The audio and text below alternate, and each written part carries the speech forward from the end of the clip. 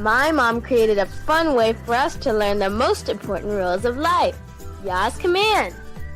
With Yah's Big Ten Commands, we get to see His what's best for us. Keep Yah first. No grave nemesis. Don't take Yah's name in vain. Remember Shabbat and keep it holy. Honor your parents. Do not kill.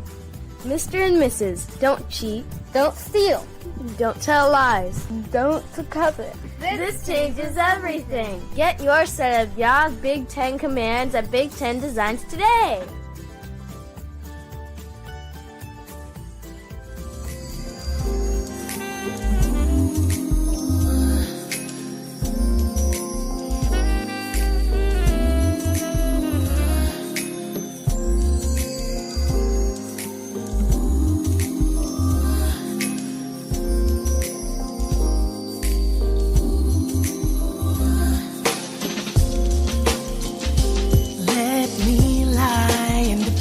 Just green, take me high to the heavenlies. Why don't I just walk away? Everyone needs a little space. Moving so fast into the future. Dancing so fast, it's hard to bear.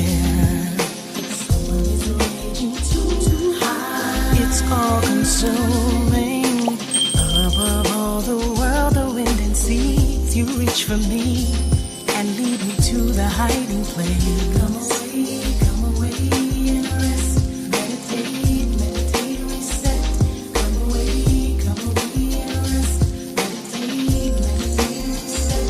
Come away and rest, meditate, reset. Come away and rest. Most High is my relief. Showing your strength is perfect even when I'm weak. Your word sustains me. I can suffer long. Nothing can change me or take away my love of Yah. Into the future, leading answers so bad. It's hard to bear.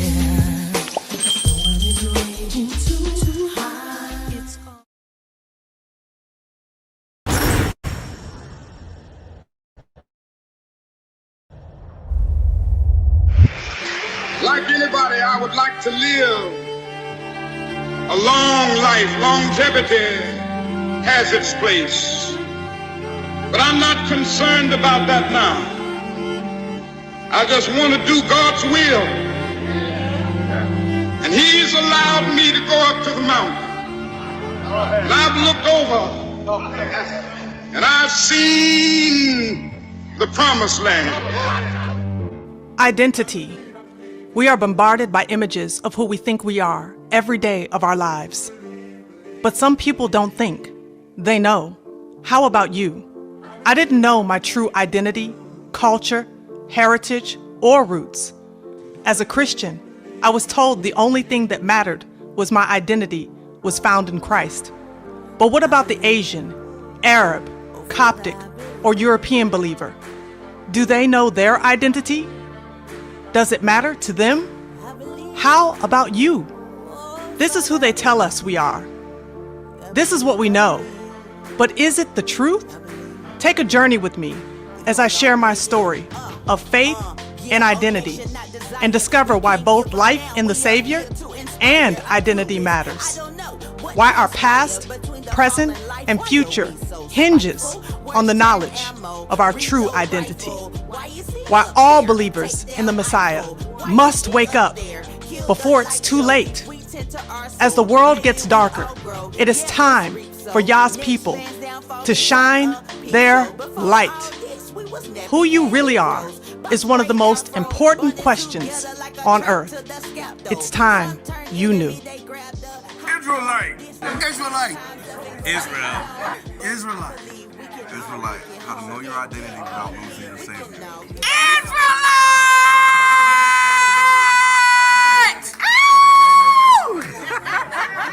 I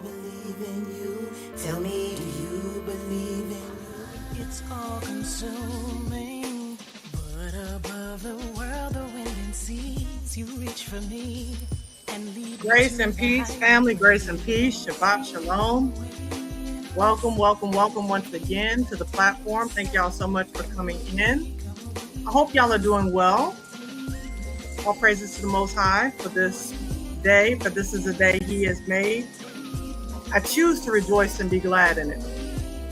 You know, I say that oftentimes to my children. I say, you know, I choose to rejoice and be glad in it. Why do I say that? Because we have to make an active choice regardless of what the day brings to us. We have to make an active choice to glorify Yahuwah. And so I'm making that choice. Today was not an easy day because we had a lot of power outages all over the island. As a matter of fact, all week long, we have been having power outages. Y'all willing will be good for tonight. But if anything happens, just letting y'all know, to this live stream, 9 times out of 10, it's because of that. Hopefully it won't be the case. But I'm telling y'all, it's just been the most. And I think they said there's a hurricane that might be coming again. Another one. Woo, child. I tell you, it's turbulence all over the world. Just everywhere. But nevertheless, I praise y'all that we're here, that we have another day, right, to get it right. Because I'm telling y'all, how many of us know these are perilous times? Perilous times upon the earth. And so tonight we're going to be talking about the perilous times that are not coming upon our people. We know a lot about those. But in particular, that's happening to white America. And I specify white America for a reason because America has a unique institution in how it operates around the world. It is known as the superpower of the world, presently still. And with that title comes great responsibility and great accountability.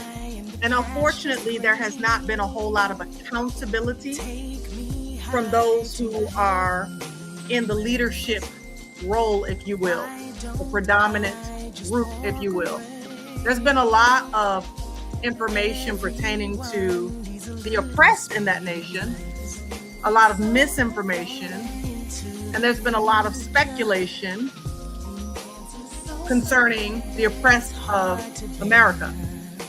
But it seems that in 2025, it seems that in 2025, the things are dramatically shifting in terms of narratives, in terms of stories and presentation of how certain demographics are perceived versus others. And so that's what we're going to be talking about tonight. But before we do, I got to give a shout out to the family. Thank y'all, as always, for coming in and supporting me. So grace and peace to you, my dear brother, Timothy Davis. Glad to have you in the building. Shalom to my dear sister, S. Dowdy in the building. Peace and blessings, sis. I hope all is well. Queen Cardaya, Shabbat Shalom. Peace and blessings to you. Thanks so much for coming in. Dr. Marcella Mitchell, Shabbat Shalom. Thank you so much for coming in as well. Rico Frost in the building. Peace and blessings to you. Dr. Vincent Rollins, Brother Vincent in the building. Peace and blessings to you. Queen Adaya, sister in the building. Peace and blessings to you. Thank you so much. One of my monthly members. Shout out to those of you who are monthly members, patrons. Thank y'all so much for your monthly support. I really do appreciate y'all because y'all be holding down. Y'all know the content doesn't always come out, but I appreciate y'all appreciating the work that I'm doing here all together. So thank you so much for your continued support.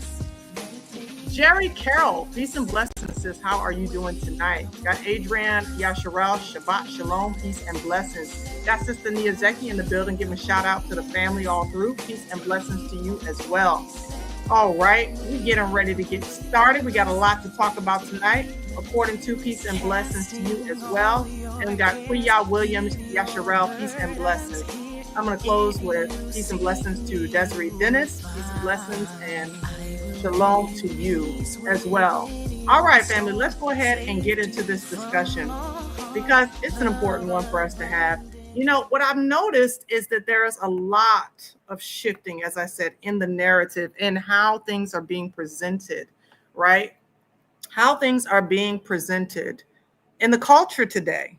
There is a shift. I don't know if you guys have noticed. If you guys have noticed, especially pertaining to this subject about the sins of white America being exposed, if you guys have noticed that there's a shift in the last, even let's say this last quarter, right? This last couple of months, that there's been a shift that has been happening. Do me a favor and put a 1 in the chat. Maybe it's me. Maybe I'm a little wacko. Maybe I'm seeing stuff. But if you've noticed it too, then put a 1. If you haven't, then put a 2 in the chat, and then we can discuss it tonight. We can discuss it tonight. I mean, it's not an exhaustive list, okay? It's not an exhaustive list, but we can discuss some things tonight because I've been seeing some things and I've been observing some things. Okay, let me go ahead and put these up. Okay. Oh, Elder Asaph in the building. Peace and blessings to you, my dear brother and elder, indeed. Okay, let's see. Yeah, what I'm saying here. I'm saying, okay, I'm not the only one. Okay, I'm not the only one who's been noticing that there has been a shift. Yeah, you know, because, I mean, those of us who've been around America for a number of years, right? Do y'all remember when we was growing up and the nightly news, right? I got so disgusted with the news as a child, I was disgusted with the news. It seemed like every time the news came on, it was always somebody in the hood getting arrested for something, right? It was always breaking news.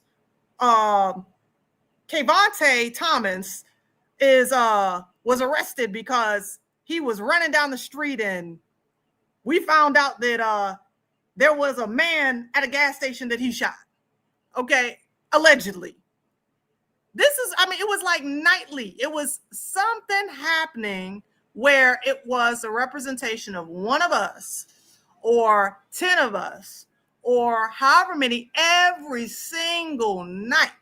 Hillary Clinton was talking about the super predators and the war on drugs, and it was always something. The crack epidemic. I mean, it just didn't stop. Okay, right. And 15-year-old boys, they called them men. Okay, you know what I'm saying? It was always something, and we kind of grew up. That's right, Fanta War. 3 strikes. Y'all remember that 3 strikes? We grew up with this constant barrage of media attention on our community and never in a positive light. I mean, I don't know how we did it. I really don't know how we managed to grow up in the world, in America, as Black men, Black women, and still be able to be functional people in the earth. Okay. Do you understand what I'm saying? Still be able to be functional people in the earth with the barrage of negative news surrounding everyone that looked like us. Y'all remember when it was that if you saw a group of Black men walking down the street, that the white women would hold their purses and go to the other side of the street? Come on, I'm not the only one who remembers that. Okay. It was this imagery that if there was a group, 2 or 3 brothers, okay, walking down the street, the white woman clutched her purse and she walked in the other direction. It was like, yes, it was really bad.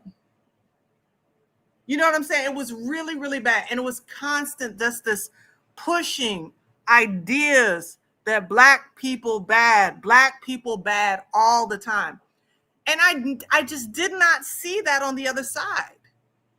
I did not see that on the other side at all until the advent of social media. And not right away, but as of late, in particular, there's been a shift in the narrative where now the clean-cut image of white America is not so clean anymore. Now the dirt is being exposed. Now the playing field is being open. I'm hearing more people talk about white on white crime today than I've ever heard in my life. Am I alone? Do me a favor, put a 1 in the chat if this week alone you've heard more on white crime than you've heard in your life. I'm telling you, I this white on white crime is just getting out of control. I've been hearing, come on now. Because remember when it came up and it was like black on black crime, black on black crime. It was all of that all the time. And so we've grown up in this understanding culturally that black people are the ones that commit crime all the time, but white people don't really commit no crimes. I mean, they go to war, but they don't commit crimes. You know what I'm saying? They go to war to protect their country from invaders, terrorists, but domestically speaking, they're good. They're the good guys. And that is the messaging that has been fed to us for such a long time. That was the messaging that is trying to be fed to us and is failing, but that's the messaging that they have been trying to speak about Charlie Kirk, who just passed away last week because of his being unalived by what they say allegedly was a man who was 22 years old. Now, I'm not going to get into all the other stuff, right? I'm not going to get into it. Y'all can do your homework in the background, but my words are going to be allegedly. But now, what they have decided to do, what Congress has decided to do, because of this heinous crime that was committed against him, and because of what he stood for in their eyes, is they have decided that what they're going to do is honor him in a very special way. So I'm going to show you all that before we get into these narratives.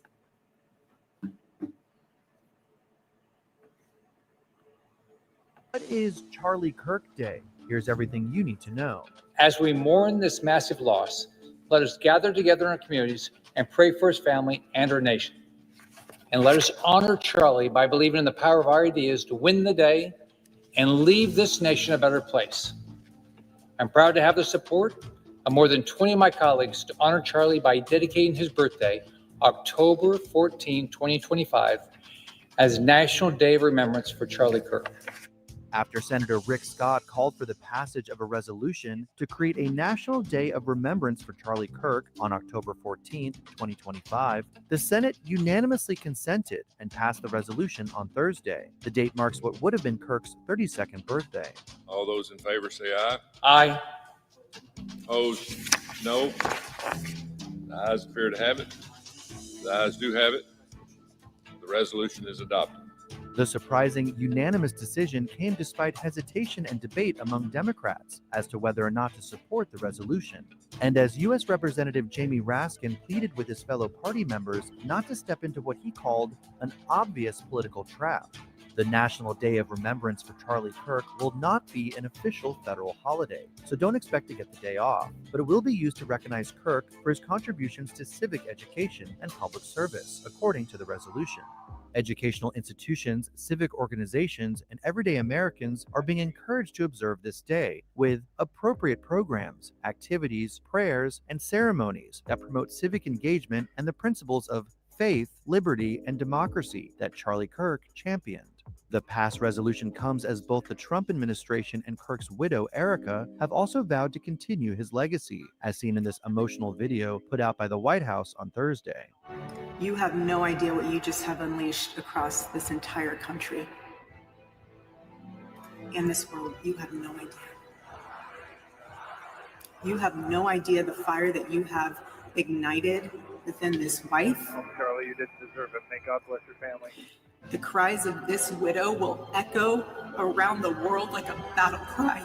On Thursday, it was announced that Erica Kirk had been named the CEO and chairwoman of Turning Point USA, the powerhouse conservative grassroots organization that her late husband co-founded in 2012.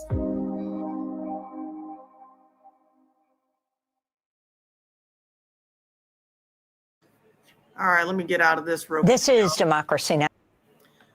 So y'all see Yeah, I didn't even watch it, honestly. I heard that it was like very off-putting, like, you know, it was kind of weird. And don't be surprised if the statues come. Don't be surprised, because that will probably be coming next, right? So they're going to have this day, and no, it's not going to be a nationally federally recognized holiday. It's not going to be one of those, but I guess they're just celebrating it just this upcoming October 14th. But, you know, the interesting thing is that Charlie's rhetoric, as much as they would like to try to have the narrative be that his rhetoric was about bringing public discourse and unity together and seeing beyond our differences and all these things that they are trying to do now, you know, comparing him to MLK, right? Even though his words were completely contrary to MLK's words. It's interesting that there is a group of people who look at what happened to Charlie Kirk and they decided his views align with ours. And this is the perfect opportunity for us to be able to recruit. Y'all wonder who that is? The perfect opportunity for them to be able to recruit. Let's pull it up. This is from The Guardian. Let's see what they have to say about the group that wants to recruit on the basis of Charlie Kirk. Okay, so let's go ahead. They want me to support them. Not happening. It says a U.S. neo-Yahtzee fight club is using Charlie Kirk's deletion to recruit new members. Active clubs are capitalizing on the assassination of far-right commentator to entice recruits with promises of vengeance. That's very interesting. Now, why would this peace-loving man stir up, for of all people, a neo-Yahtzee group to begin recruiting in his name? I wonder why. Let's take a look. The same American-born neo-fascist fight clubs surging in numbers across the U.S. and around the world have capitalized on the assassination of the far-right commentator Charlie Kirk to entice new recruits with promises of vengeance and racist camaraderie. These so-called active clubs are a loose collective of neo-Yahtzee mixed martial arts groups that gather at local gyms and parks to train, tapping into existing gangs of white nationalists or adjacent organizations. Wait a minute now. Wait a minute. Excuse me? Let's deal with this. Hold on just 1 second now. Because I remember that when Charlie Kirk took his final breath, there was a question asked about him, particularly about mass deletions. Pew, pew. And he said, what did he say? Come on, y'all. Counting or not counting gang violence? What are you talking about here? Tapping into existing gangs of white nationalists or adjacent organizations? Somebody help me to understand what is happening here. What is going on? What is this madness here?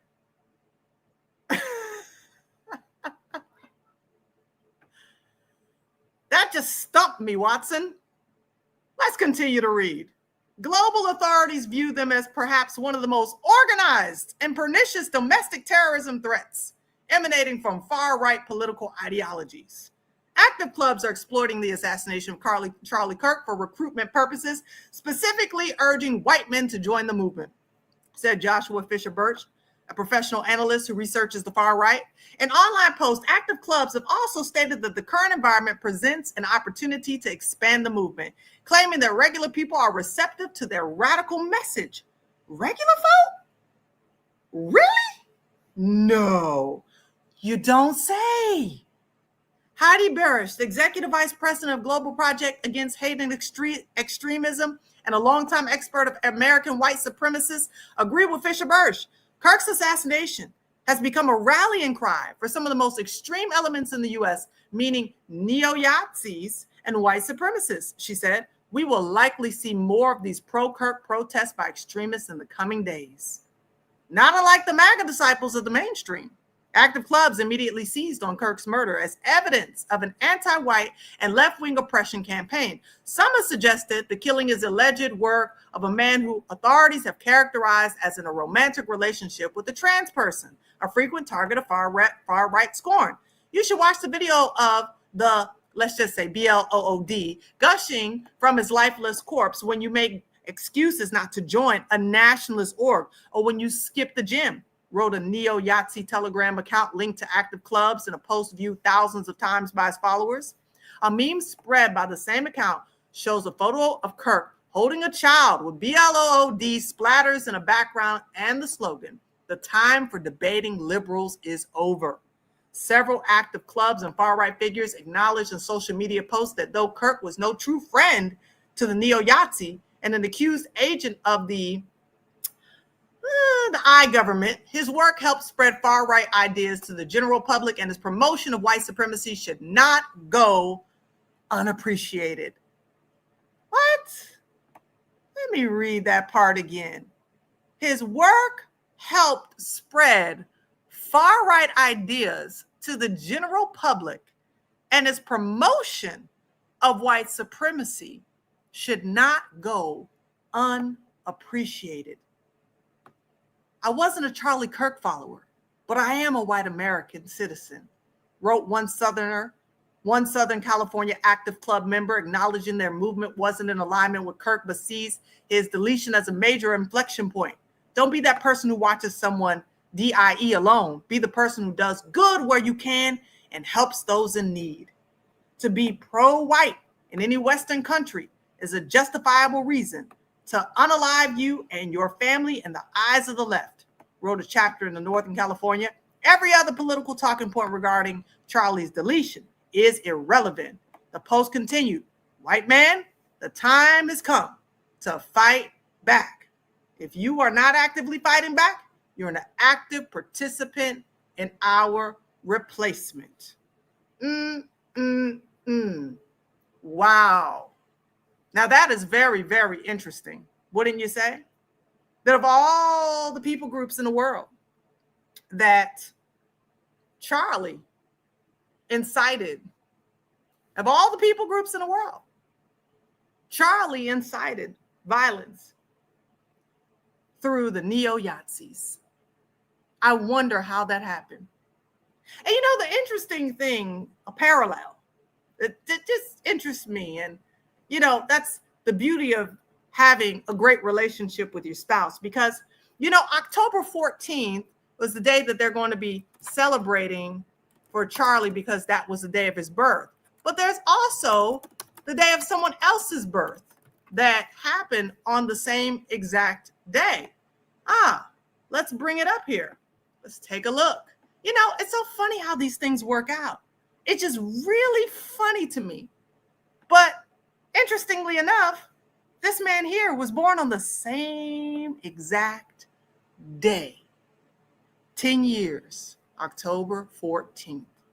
George Perry Floyd was an African-American man who was deleted by a white police officer in Minneapolis, Minnesota, during an arrest made after a store clerk suspected Floyd had used a counterfeit $20 bill on May 25th. Wow. So shout out to my husband and shout out to Queen Adaya as well. Thank you so much. Y'all are just staying on top. Staying on top. That's interesting, isn't it? That parallel, especially considering all the things that he had to say about George Floyd. That wasn't even in my notes. You see how that works out? Wow. Wow. So this is what's happening. The parallels as the rhetoric and the narrative shifts concerning how certain demographics are looked in America in comparison to other demographics. I find that very, very interesting, especially the parallel between him and, of all people, George Floyd. So what we're going to do now is we're going to take a look at how the narrative is shifting outside of just Charlie Kirk, because yes, he was a major player, and all the things that are causing discussion surrounding the freedom of speech and all the things that are surrounding discussion concerning what is the conservative or the liberal movement's understanding of how we should look at all of these current events. But there's something else that has been happening lately that we need to put our attention to, and that is concerning a very interesting judge out of Charleston County. Let's take a look. And if you're liking this so far, do me a favor and give a thumb up if you have not already done so. Give a thumb up if you have not already done so. Okay. Let's take a look. Okay. Y'all see this man right here? It says bond denied for Charleston County judge facing child sedge AB material charge. A judge? A judge? I can't even play the video. I'll get in trouble. I'm going to have to use the code words for all the things that he's accused of. And he is arrested now. Just was arrested. What do you mean this judge was arrested? This judge with this face right here? How could you arrest a face like that? Let's take a look. Charleston, South Carolina. My. Can the parallels just keep going on and on? Of all places, Charleston, South Carolina. Where my Gullah Geechee people at? I said, where my Gullah Geechee people at? Come on now. All I'm saying is amazing how the parallels just keep showing up. The attorney representing the Charleston County magistrate judge facing federal charges of having sedge explicit material involving little people will fight a decision to deny bond. James B. Gosnell Jr., 68, faces charges of possession of little people sedge AB material, according to the U.S. Department of Justice. But it is not yet clear how many potential counts he may face. The now suspended magistrate wore a jumpsuit and shackles in federal court on Wednesday morning's hearing. Gosnell's attorney, Lionel Lofton, expressed concerns at a Wednesday morning bond hearing for his client's safety and the general jail population, given Gosnell's experience as a judge handling warrants and charges against current inmates. And I'll never really understand that. I'll never really understand how it is that this man of the law, I can never understand how they're so concerned about his general safety now when he didn't obey the law. I don't understand. Why are we concerned about his general safety? Right? Because he could care less about the law when he was harming little people, when he was taking pleasure in the harm of little people. I mean, throw him under the jail. Throw him under the prison. What are we not understanding here? Let's continue. He's been the bond judge on some of the cases of inmates in there and the preliminary judge on some of the cases. He's issued warrants for some of the people in there. So there are all sorts of potential problems. So they just have to take good care of him and keep him away from all of those potential real problems, Lofton said. I just want to make sure that he's not put in a position where anything can happen to him. Do you see how they still like to protect one another in their criminality? Right? What is it? Sounds like they're keeping the eyes off the other predators, things that make you go, I'm just saying, wouldn't you be more concerned with the fact that this man is taking pleasure in the harm to little people, but yet he's getting up there every single day judging people for their crimes? And you're concerned about whether or not something is going to happen to him? This is why the judgment is here. Because every single time there's something they do, there's justification for it, and they're concerned about what's going to happen to one of their own criminals. They want to try to make it seem as though it's not as bad as it really is. This is why they're in the position that they're in. Prosecutors requested that bond be denied.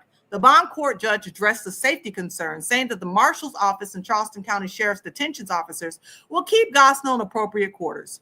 But she set a detention hearing for Monday afternoon and ordered Gosnell to remain in custody until then. I totally disagreed with it, Lofton said of the decision. I don't think that that's the way it should have been done, but she's the judge. She ruled, and that's what we live with. So we come back on Monday and fight again. Gosnell requested a preliminary hearing where probable cause will be shown. Details of the case, which are expected to be released during that hearing, were not made public on Wednesday. Now, what y'all have to understand about this particular man is that he had some very interesting words to say about another case that happened specifically to our people probably about 8 years ago. And I want y'all to understand that this guy right here, who we're looking at, you guys know him from something that it rocked our community a while ago. And I'm going to bring that up because this guy is not just coming out of nowhere. This judge is not just coming out of nowhere. This judge has a history with our people. I'll show you right here.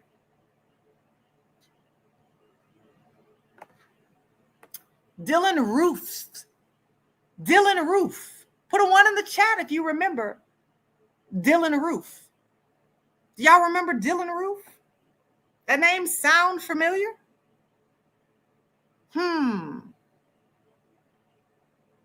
Yes. Yes, that name does sound familiar. Yes, it does. Yes, it does.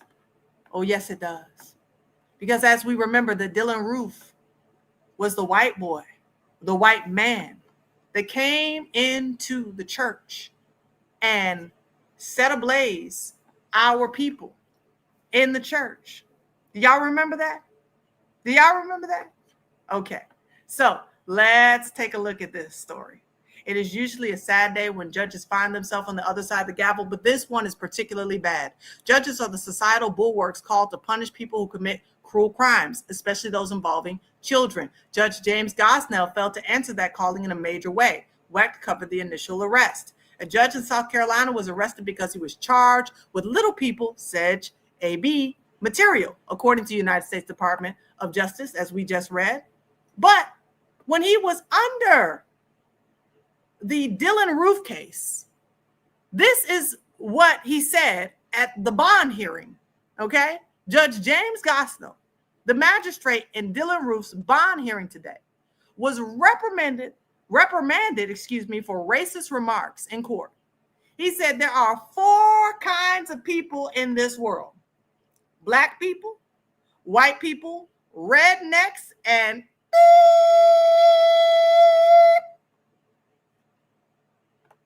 this is the judge that's sitting at the bail hearing. So that might fly as a famous Chris Rock bit from the 90s, but that's hardly the language you'd expect from a robed judge in court.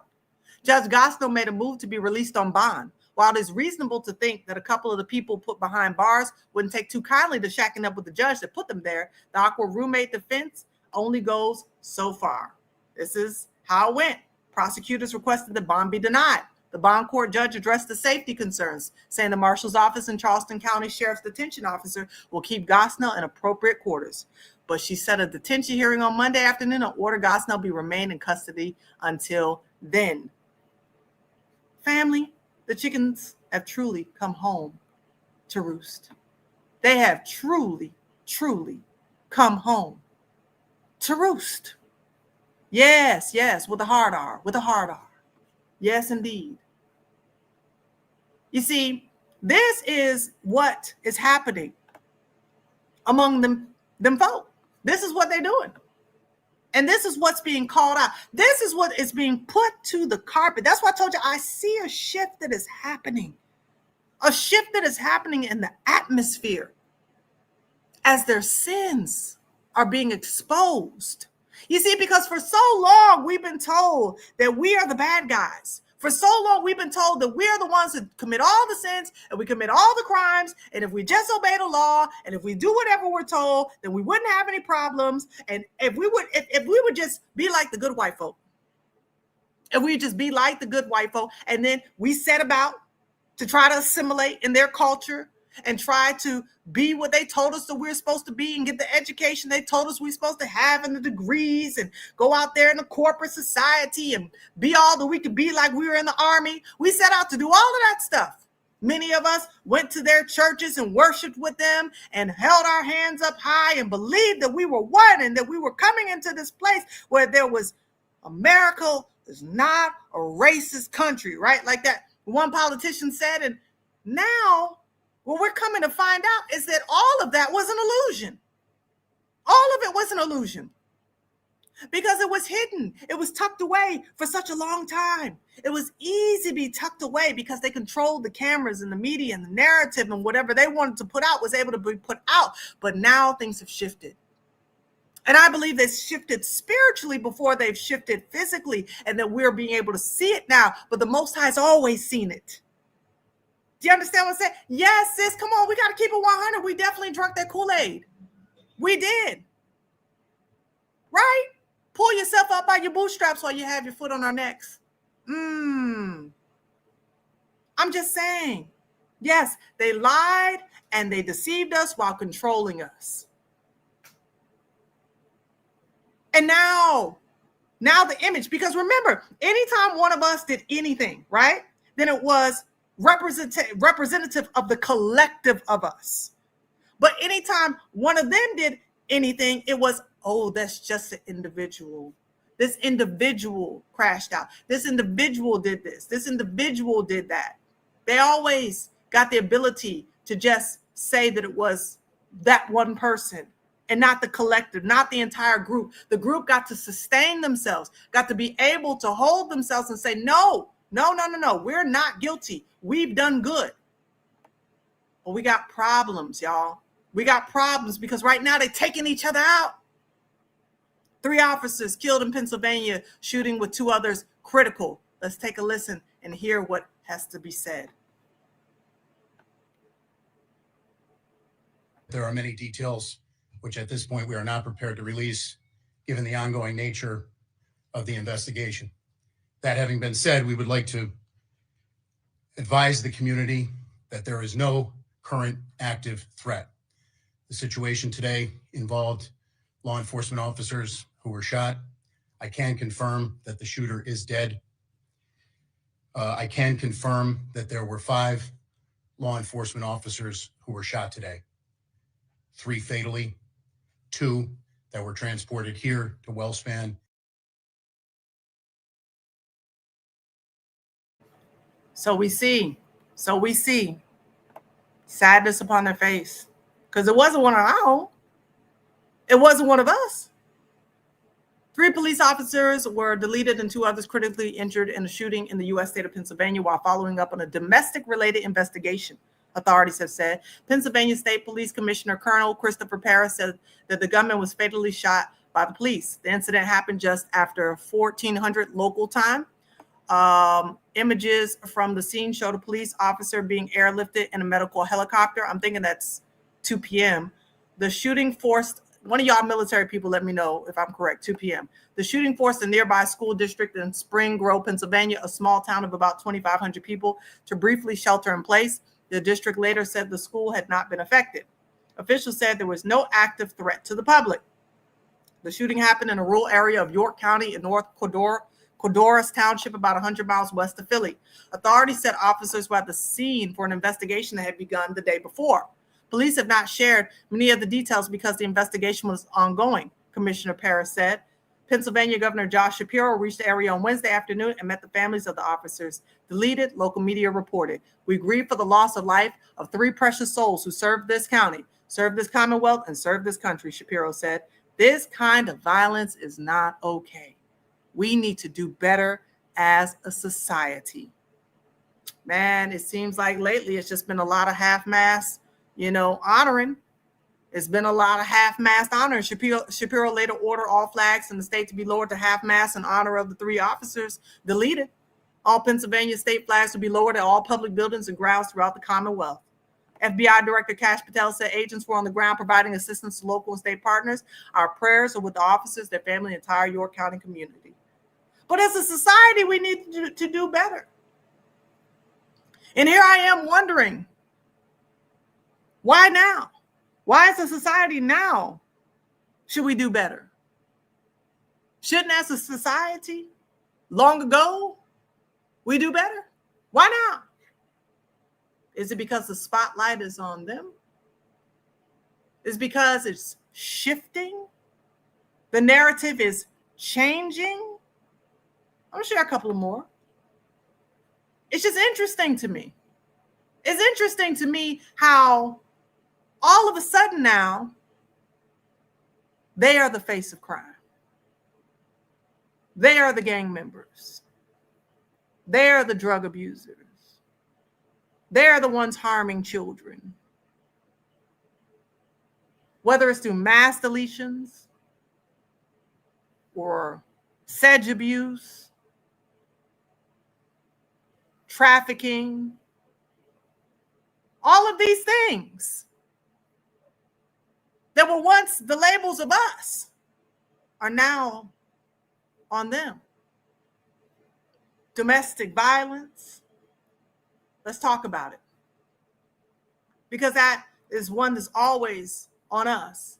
And it's not to say that we don't have our own problems, because y'all knows we do. And I'll be talking about them on Sunday.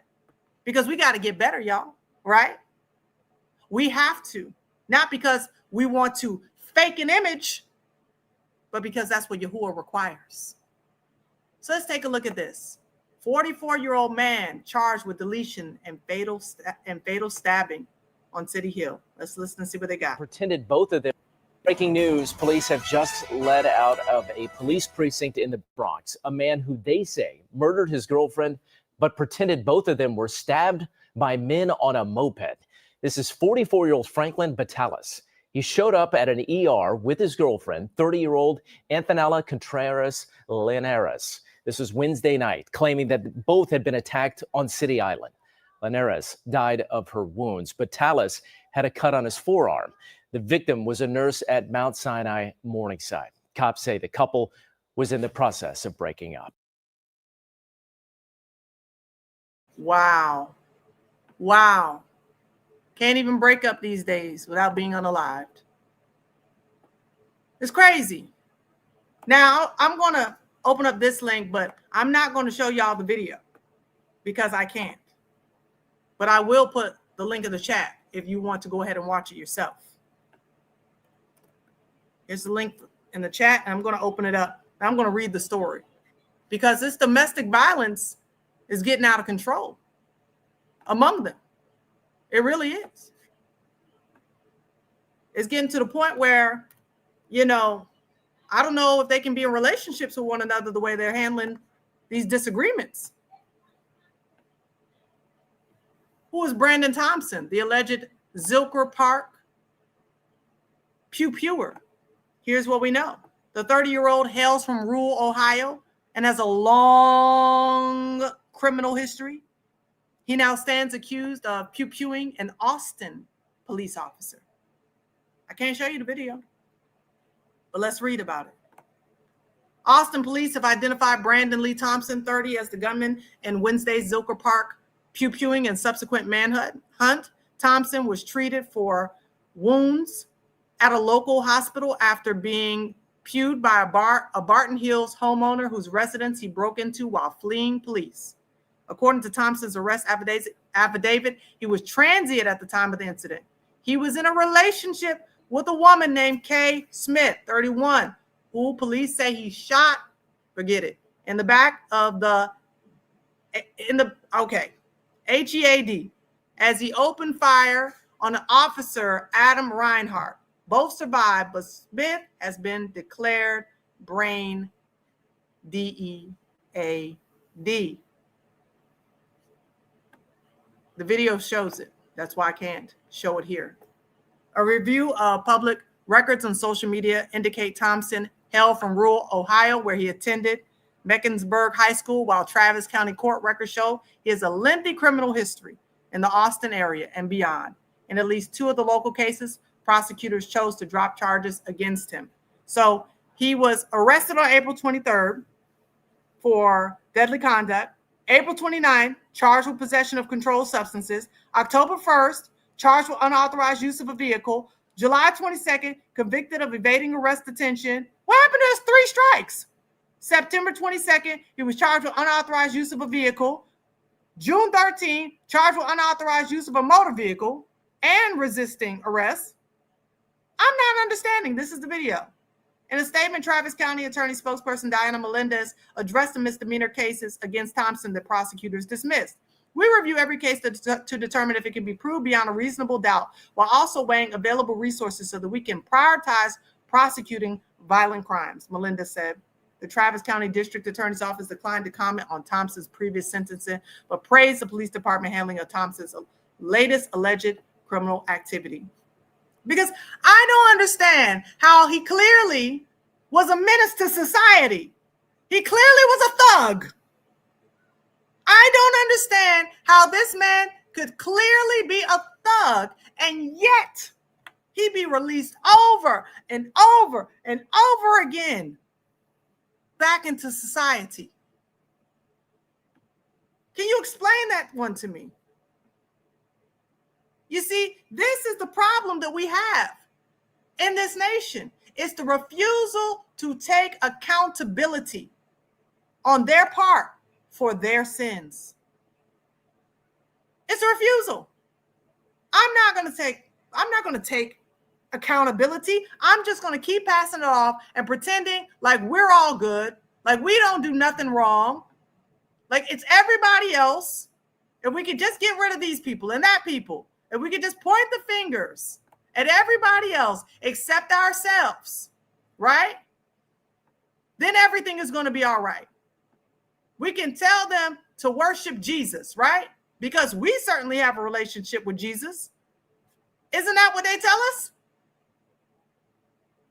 I'm just saying, these people tell us how God blesses those who bless Israel and curses those who curse Israel. They give billions of dollars to Israel in the churches and in the government, billions, and yet America is falling apart at the seams. I am trying to understand. I'm trying to understand why they haven't been called an animal and a thug. And they are constantly told they just need mental health help. You know what I'm saying? It doesn't make any sense to me how they can't see the man in the mirror. And this is why there's been such problems in the nation. It's not because all people don't have people in their people groups that commit crimes. It's not that. But it's because the narrative for so long, because of the excellent marketing skills, have been that their community is innocent of all guilt. How you could take a group of people who take another group of people, slaughter them, take their land, and that group of people that slaughtered and took the land of that other group of people then take another group of people, steal them, enslave them for, what was it, 250 years for chattel slavery in America? And then turn around and these same subjugated, oppressed people continue to harass them, call them bywords, lynch them, box them in, destroy them, and somehow you are the one that looks innocent and they are the ones that look guilty? I don't understand that. I really don't understand that. And now they're doing it to each other. Now they're doing it to each other. They're gaslighting each other. Let's talk about this. I mentioned this the other day. I'm sure y'all are familiar with it. Ted Cruz rips FCC chair's Jimmy Kimmel threats as unbelievably dangerous. Federal Communication Commission Chair Brendan Carr warned that the FCC could take, no, I don't want to support, that the FCC could take action against ABC and Disney over the late night host remarks about Charlie Kirk's demise. Senator Ted Cruz, Republican from Texas, or representative from Texas, blasted Federal Communications Commission Chair Brendan Carr on Friday for threats he made this week related to Jimmy Kimmel's show, calling the Trump administration officials' actions dangerous as HE double hockey sticks. Double hockey sticks. Fair use. I think it is unbelievably dangerous for government to put itself in the position of saying we're going to decide what speech we like and what we don't.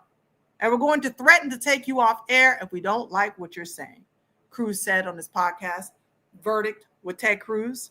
I like Brendan Carr. He's a good guy. He's the chairman of the FCC. I work closely with him. But what he said there is dangerous as HE double hockey sticks, Cruz said. Cruz is chairman of the Senate Commerce Committee, which has jurisdiction over the FCC. He warned Carr's actions could have long-term consequences. It might feel good right now to threaten Jimmy Kimmel. Yeah, but when it is used to silence every conservative in America, we will regret it. President Trump sided with Carr while speaking to reporters in the Oval Office on Friday when asked about Cruz's remarks. I think Brendan Carr is a great American patriot, so I disagree with Ted Cruz, Trump said. In an interview Wednesday with conservative commentator Benny Johnson, Carr warned that the FCC could take action against ABC and its parent company, Disney, over remarks Kimmel made on his late night show Monday about the deletion of conservative activist Charlie Kirk. Now, this is what he said, okay? He said basically what I just said to y'all about how the story got switched. The story got switched about who was the one that was the savage, who was the one that was the criminal, who was the one that was the threat, the thug, all of those things. And this is what he said. The comedian said on Jimmy Kimmel Live that the MAGA gang, there goes that word again, is desperately trying to characterize this kid who deleted Charlie Kirk as anything other than one of them and doing everything they can to score political points from it. He said he knows what they do. He said they're trying to do everything they can to separate this person who pew-pewed, according to them allegedly, Charlie Kirk, as anything other than one of them. They want a distance. Why distance? Because we can't look evil. We can't look like we are the ones who are responsible for evil, especially not to one of our own. White on white violence. He didn't say anything about Charlie Kirk. His comment wasn't about Charlie Kirk. His comment was about MAGA, the MAGA gang specifically, he said. That's what he got in trouble for. That's what he got a show pulled for. That's what he's getting censored for. Tyler Robinson, 22, was charged this week with Kirk's deletion in Utah. Republican Governor Spencer Cox said last weekend that Robinson grew up in a conservative household and later became influenced by leftist ideology. Now, wasn't this the same governor who was talking about, we was praying it wasn't one of ours? We were praying it wasn't one of ours. And then the mama come in. Over the last year or so, Robinson had become more political and started to lean more to the left. That's what she told authorities. But does it really matter? If you want to say the left wing, the right wing, it don't matter. He was a white man. He was a white man. A white man killed a white man in America. A white man deleted in front of a whole huge crowd another white man. And they want to make it seem like, if we say that he had left-leaning ideology, because on the left, that's the DEI and the trans and the blacks, and that's all of those undesirables, right? But if we can say that he is a part of one of them, even though he grew up in a MAGA household, if we can say that he is one of them, then we are exonerated from all charges in our minds. And everybody sees it. Everyone sees it. You can't hide it the way you used to. Carr describes Kimmel's remarks as the sickest conduct possible. Do you hear that? The sickest conduct possible, to point out that MAGA is trying to separate from one of their own. This is a very, very serious issue right now for Disney. We can do this the easy way or the hard way. These companies can find ways to change conduct and take action, frankly, on Kimmel, or there is going to be an additional work for the FCC ahead, Carr told Johnson, later suggesting that ABC affiliates could face fines or see those licenses revoked if they continue airing the show. Wow. ABC announced it was pulling the show off the air indefinitely within hours of Carr's remarks. Senator Tom Tillis, RNC, told reporters that Cruz is absolutely right in his criticism of Carr's comments. This is just unacceptable behavior, said Tillis, who announced over the summer that he won't seek re-election next year. Cruz went on to say Friday, I hate what Jimmy Kimmel said, but likened Carr's comments about Disney taking the easy way or the hardest way to a classic mob movie. I gotta say, that's right out of Goodfellas. That's right out of a mafioso. There goes that word again. Coming into a bar going, nice bar you have here. It'd be a shame if something happened to it, Cruz said. See how they're turning on each other? They're turning on one another. Jimmy's apology tour soon coming. Coming back fully brainwashed. I'm just saying. It's just a lot. It's just a lot that we're seeing that is happening. Why? Because the chickens are coming home to roost. Just like this situation that took place right here with this Fox News anchor. Many of you may have heard it, not everybody. I'm going to share what he had to say concerning what he thinks about homeless people and the consequences of his words. Get those thumbs up if you've not already done so. Get those thumbs up.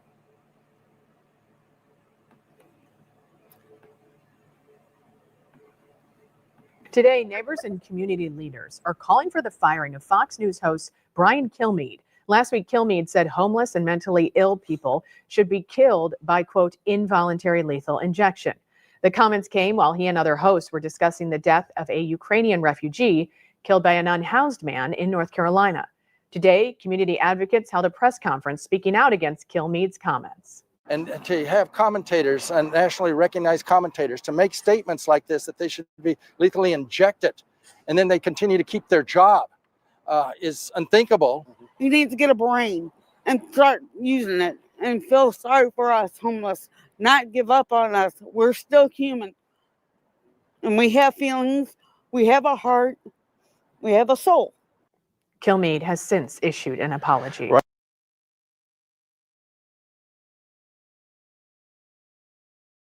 So now he's apologizing, but yet he's keeping his job. He apologized for saying that. And I heard his specific words. You see, the black commentator was talking about how, you know, the whole situation with that Ukrainian lady and the homeless man who was schizophrenic and what happened. He was saying, listen, they should have to go to some sort of classes. They should have to do these things, or they should face jail time. And he says, yeah, or we can inject them, right, against their will involuntarily, so they get deleted. And then something happened after he said that. I tell you, life and death truly are in the power of the tongue. Remain on the scene of a mass shooting at a homeless encampment in Minneapolis. Police say 8 people are hurt at this point, 4 of them with life-threatening injuries, and the city says it will clear out that encampment as soon as possible. Saquon joins us live there from the scene with the very latest. Good morning, Say. Hey, good morning to you. Yeah, we're at this homeless encampment right now, and this is how active it is, even hours after that shooting. I'll step out of the way so you can see for yourself.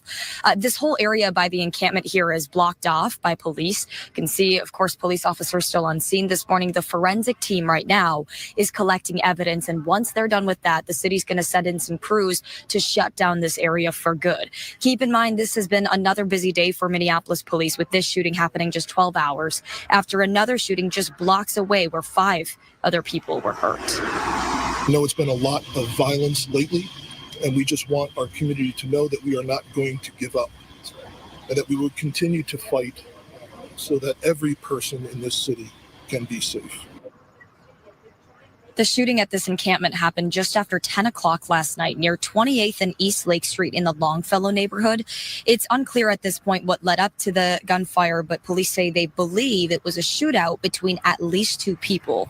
Police say 5 men and 3 women were shot. 3 of the men and 1 woman have life-threatening injuries. The other 4 victims are expected to survive.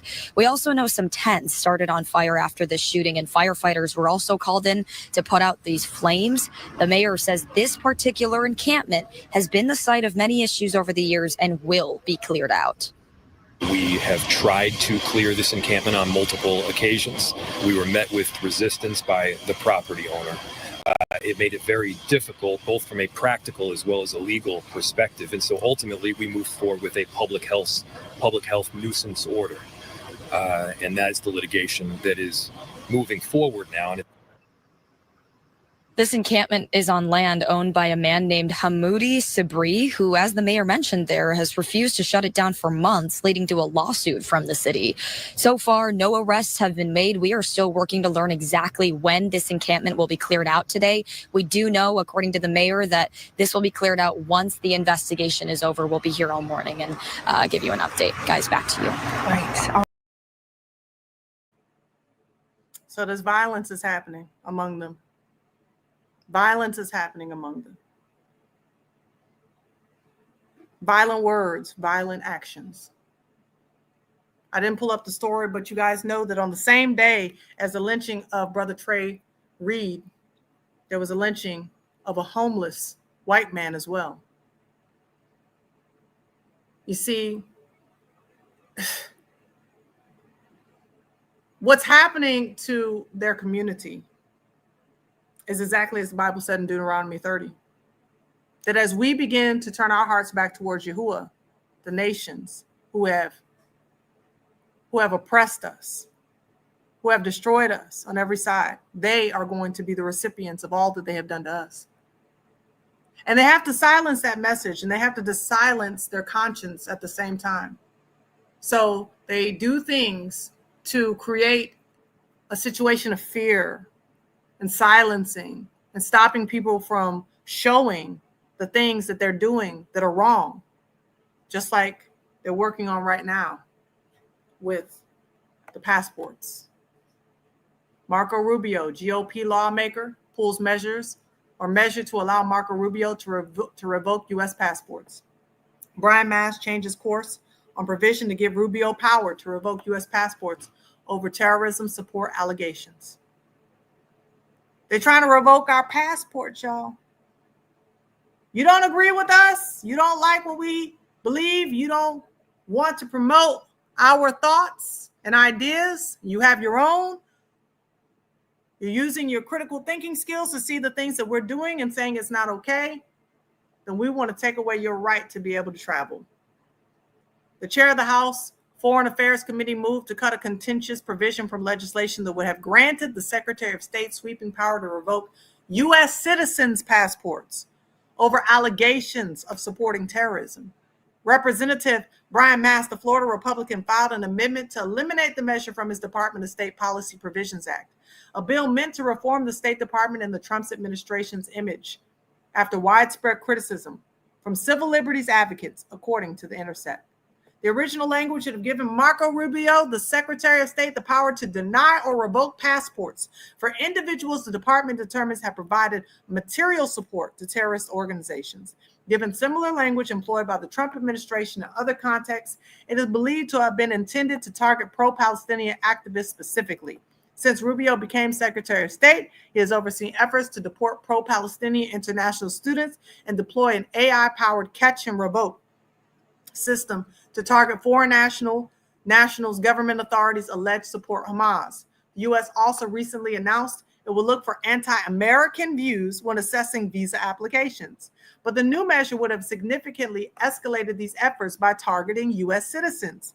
Mass had initially defended the broader legislation, saying it ensures every dollar and every diplomat puts America first and is accountable to the president's foreign policy when the House Foreign Affairs Committee introduced the package last week. However, a committee spokesperson told The Intercept the committee would not allow the passport revocation amendment to overshadow the bipartisan effort to restore command and control of the State Department to the secretary. A committee spokesperson did not respond to the Guardian's request for comment on Mass' decision to remove the provision. Among other provisions, the bill package also includes a proposal to create a new state sponsor of unlawful or wrongful detention, designation to penalize foreign governments that detain U.S. nationals and require stronger accountability measures in those cases. The episode unfolded as Rubio wrapped the trip to Israel, Qatar, and the UK to discuss Israel's war in Gaza ahead of the UN General Assembly meeting in New York next week. The amendment to remove the passport provision still requires approval at a committee hearing scheduled for Wednesday. Even without it, the broader State Department reform package faces uncertain prospect in the Senate. This is where they're going, y'all. Trying to stop people from being able to move about freely if you don't see things Donald Trump's way.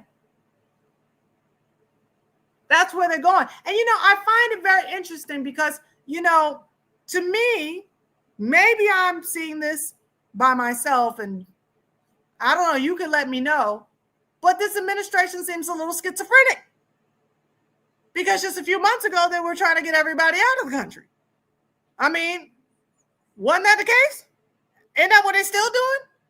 Trying to get everybody out of the country.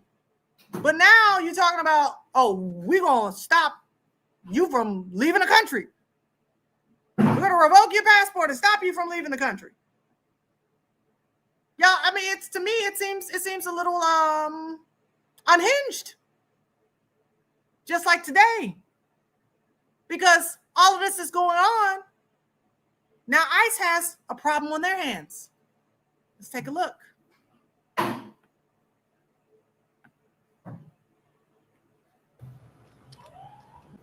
Good evening, ladies.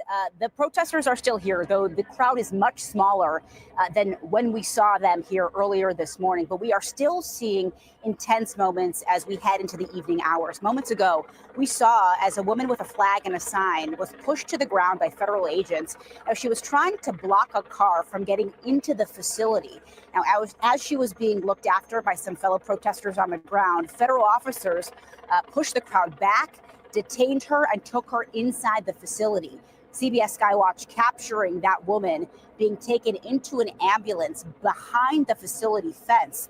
And it is incidents just like this that we've seen here in Broadview throughout the day. Whenever the gate to the ICE facility here in Broadview opens, tension escalates. ICE agents form a wall guarding the gate as their vehicles enter and exit. Protesters outside try to block those cars from any movement.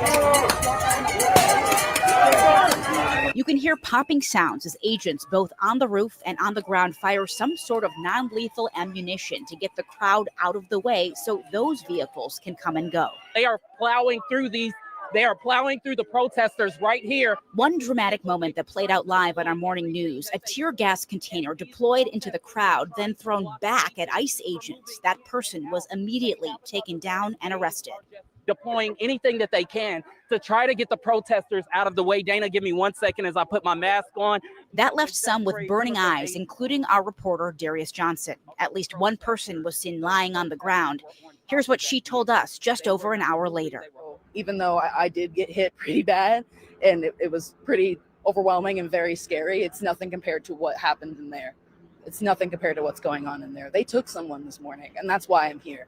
It's because they're taking people in there and we have no idea what's happening. They have someone on the ground. If you're able to see that person, they're closing the gate right now. There's a person on the ground being held on the ground by those ICE agents. Our cameras captured ICE agents taking people into custody. From CBS Skywatch, you can see at least one person in handcuffs behind that covered gate of the ICE facility. Our cameras also captured ICE agents physically removing protesters. At one point, this man, Gregory Bavino, came outside the gate. He's the U.S. border agent who led the federal immigration crackdown in Los Angeles. And then there was this scene, a van returning to the gate with a flat tire caused by a protester.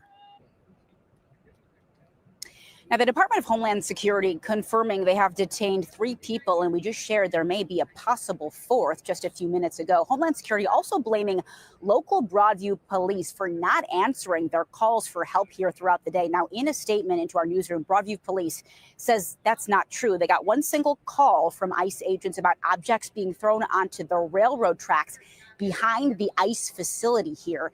Goes on to say ICE agreed to inform BPD before they deployed chemicals like tear gas.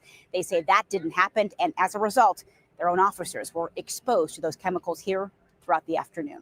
For now, we're live in Broadview. I'm Marissa Perlman, CBS. So y'all see that there's so much that is happening among their community.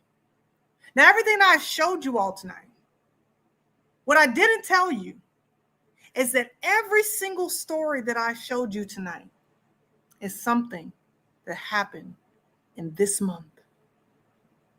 We are 19 days into this month, and everything that I showed y'all, and there's so much more, but everything that I showed y'all tonight happened in the last 19 days.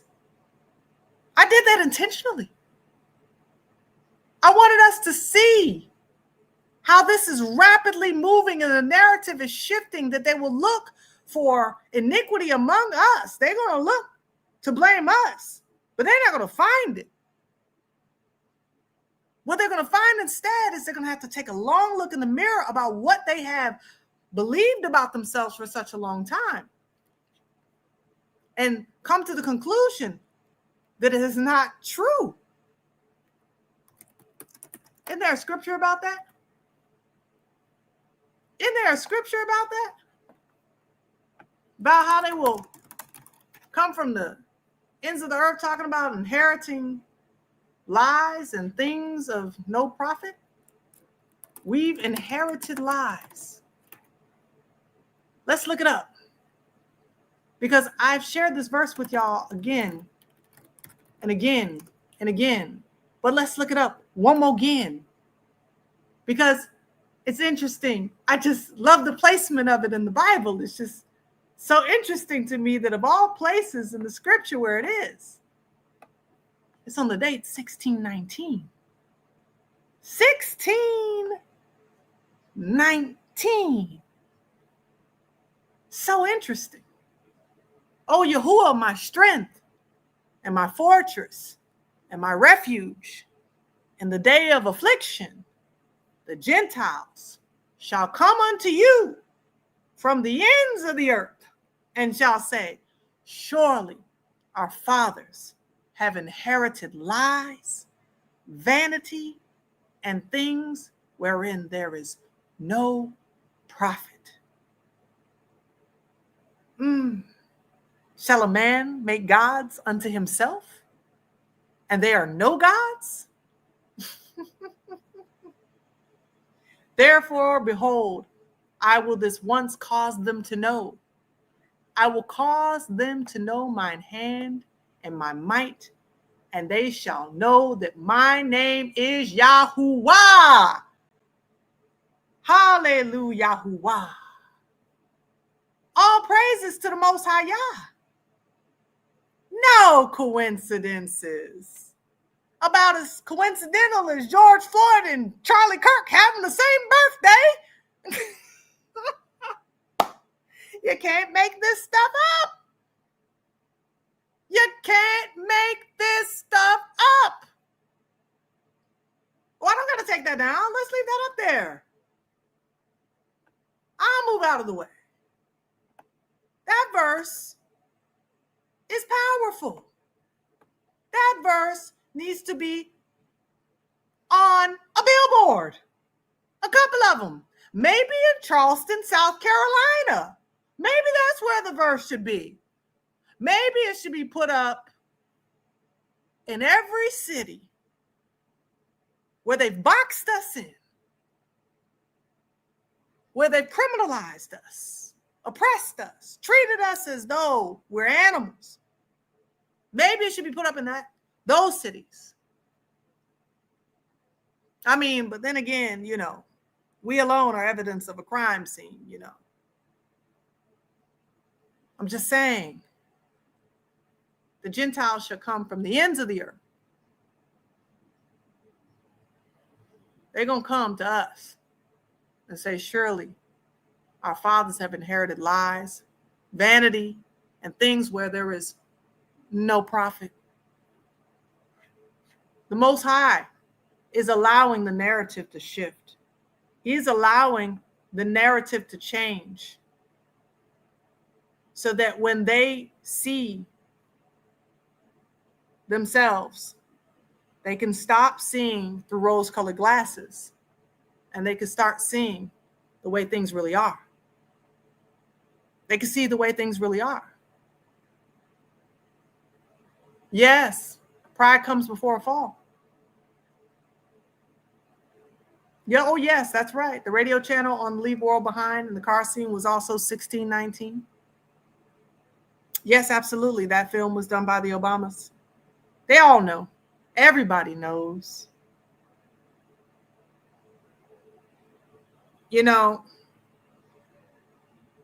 Reminds me of Lauryn Hill's song. Everybody knows that they're guilty. Everybody knows that they lie. Everybody knows that they're guilty, resting on their conscience, eating their inside. It's freedom. Said it's freedom time now. I'm not Lauren. I can't sing like her at all. But it's freedom time. I think I might listen to that song when I'm finished with this recording, because we are at a time where we should be drawing closer to Yahuwah. Those of us of the household of Yasharel and the grafted in Gentiles who no longer want to believe a lie. It's all right. It's all right. I appreciate y'all. It's all right. It's all right. Thank you. I appreciate that.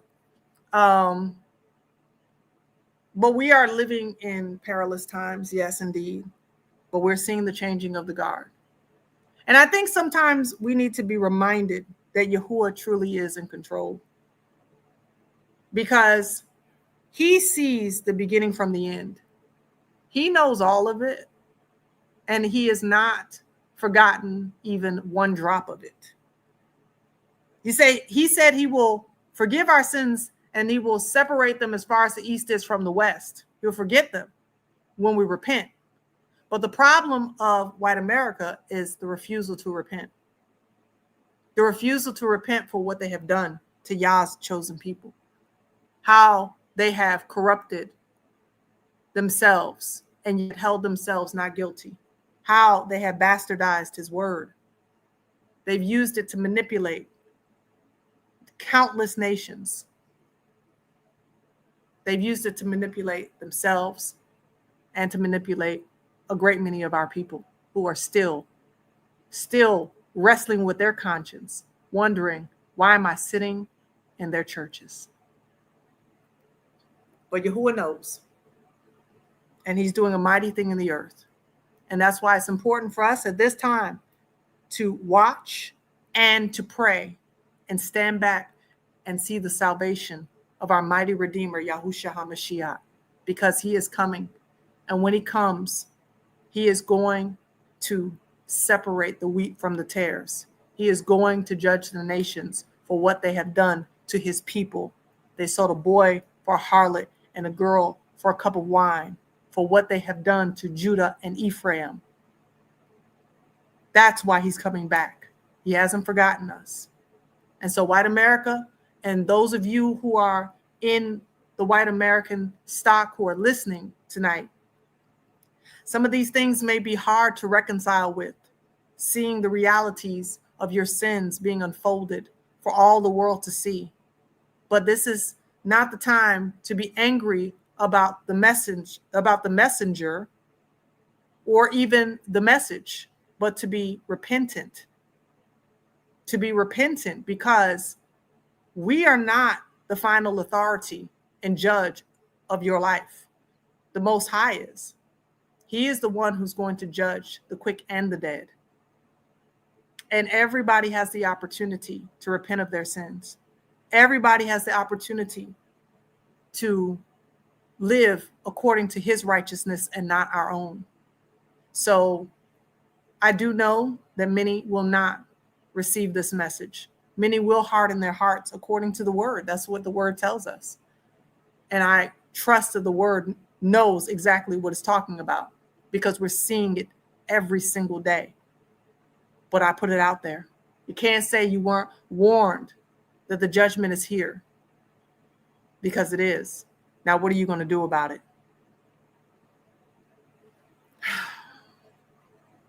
Anyway, family, I just want to thank y'all so much for coming out tonight. Thank y'all for being a part of this once again. On Sunday, y'all willing, I will be back to talk about what is the new covenant? What is Yasharel's responsibility? What are we to do now as the covenant keepers and holders, the holders of the covenant, according to Jeremiah 31:31 through 33? How must we live? How must we live during this season? So I want to give a shout out to Adrian of Yasharel, who is a new member on the channel. Thank you so much for becoming a new channel member. Thank you so much for your support. Man, I'm so excited. Yahuwah is doing a great thing, bringing in new people on the channel. Shout out to all the subscribers, and thank you again for coming in and showing your love.